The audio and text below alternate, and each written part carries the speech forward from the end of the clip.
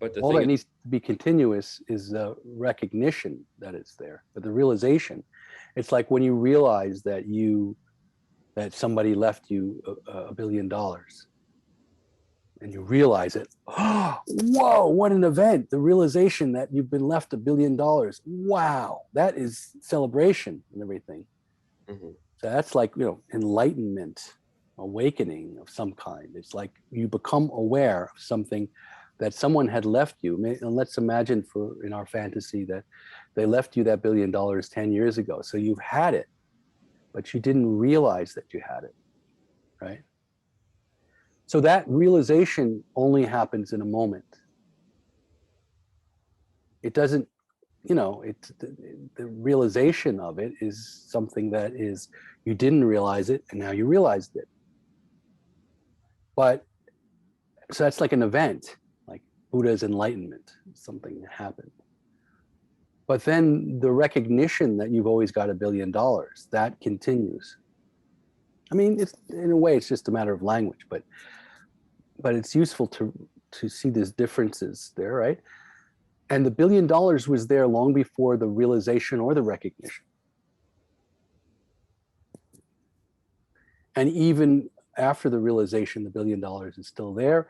And the recognition that you have $1 billion is not the same thing as having the $1 billion. Like you may forget because of habit. And you go to the store and go, oh, I don't have enough for that. And then the recognition, oh yeah, oh, never mind, I do. Why am I even thinking about that? Yeah. But you see, you could forget later because of habits of mind.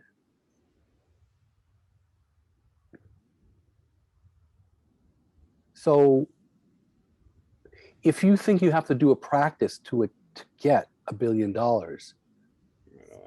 then, but all practices prior to the realization that you have $1 billion are about removing the obscuration or they're all ways, when they're effective, or ideally, let's say, they're all ways to try to get you to recognize that you've already, or to realize that you already got the $1 billion, that the $1 billion exists.